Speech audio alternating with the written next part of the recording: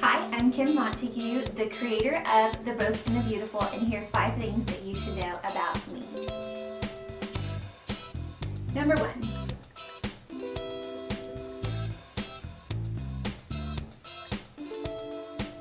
I am a wife and a mama, a brand spanking 18-month new mama.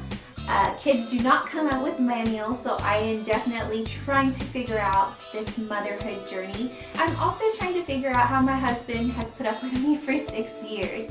My family is my life and my number 1 priority, so you're going to hear a lot about them on the blog.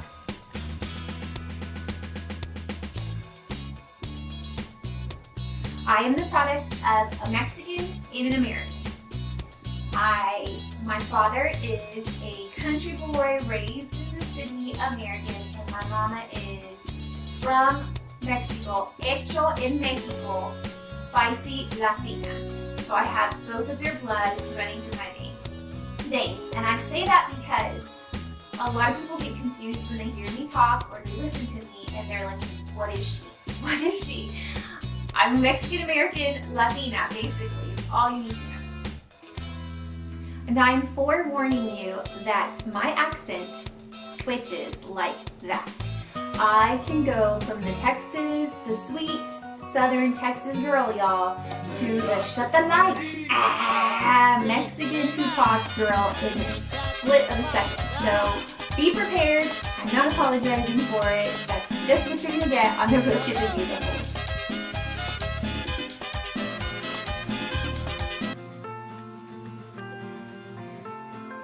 So, since you're on my page, you should probably know a little bit about my professional background. I have a Bachelor of Science in Human Services with a specialization in psychology.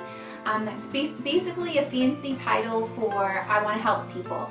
I am addicted to problem solving, a lover of knowledge, and so when you put those 2 things together, it basically means that I want to help people solve their problems. With my education, I also have 11 years pageant experience. I have worked with, been trained by, received so much information from some of the most prestigious individuals in the business, and I'm so excited to kind of share my experiences as a beauty queen and some of the tips and tricks that I learned from some of those people. As a beauty pageant contestant, I learned a whole lot about self-worth and body image and what looks good on certain body types, what colors look best on certain people's skin tones, and then I had kind of a different insider view into the fashion world. And so for me, pageants were just an extension of my love of clothing. I can remember as a 3 and 4-year-old little girl asking my mom to make me specific types of dresses because I couldn't find them in the store. And so that is something that hasn't changed. I'm still changing clothing that I see and putting outfits together that I don't see out in the world. And you'll see a lot of that on The Both and the Beautiful. To match my 11 years of pageant experience, I have 11 years experience as a competitive track and field athlete. It's crazy, yes, I know. I started competing when I was in the 2nd grade and was privileged to be able to compete all the way into my 1st year of college when I had to kind of give it up because my legs were giving up, basically. Living a healthy lifestyle has definitely been a priority since I was an athlete, and it hasn't changed now as a mom. It just looks a lot different postpartum. And so you're going to hear a lot about that journey on here.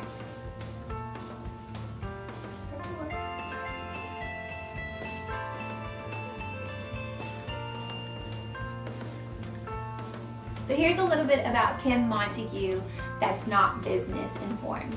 I am a lover of whimsical things, of things that involve fantasy but also have a history to them. I can sit and watch period pieces and then switch straight to like a Star Trek movie and have no issues with it. I have this weird obsession with mermaids and unicorns and dragons, and honestly I love those things way before they became popular, so I'm just letting you know that.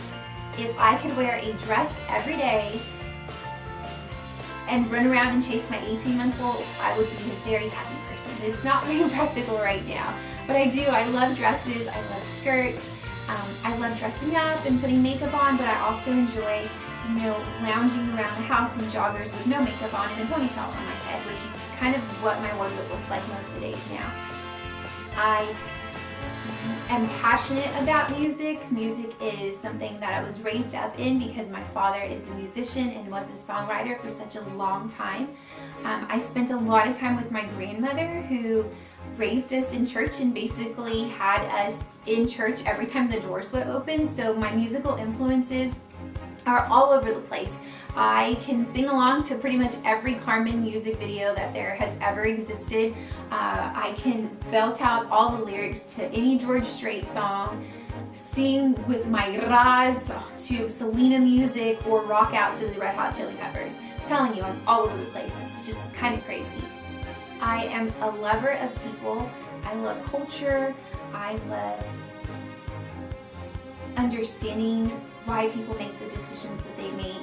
I genuinely believe in the good of people. I recently just spent some time working with victims who have been rescued from sex trafficking, and there was a girl that I was assigned to who did not like me. I tried so hard to mentor this girl, to try to get her to like me, and she just didn't like me. And so one day another staff member was processing with her, and they asked her, "Why don't you like Miss Kim?" And she said, "Ugh, Miss Kim is such a flower." I thought, what does that even mean? I'm a flower? After talking to this girl for a while, the staff member was able to find out that a flower was somebody who was way too positive, who had never had anything negative happen to them. They've never had anything really awful happen to them in their life, and that's why they were a super happy person. And I remember being so mad because I thought, what? I'm not a flower? But I am. I'm such a flower. And the thing that she didn't realize was that my happiness was not because of my lack of strife or the lack of hardship in my life. It's actually the opposite. It's because I had learned to overcome strife and hardship. So for me, I really had to learn to find the joy and happiness in the midst of hardship and sorrow. And so that leads me to number 5.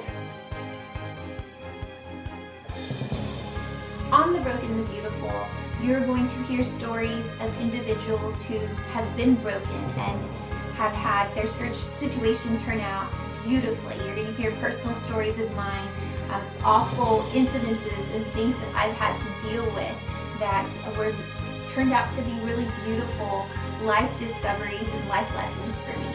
My hope is that you will receive hope through this channel, that you will be encouraged, that you know that you're not alone by listening to all of these stories from individuals who've had beautiful outcomes to their life.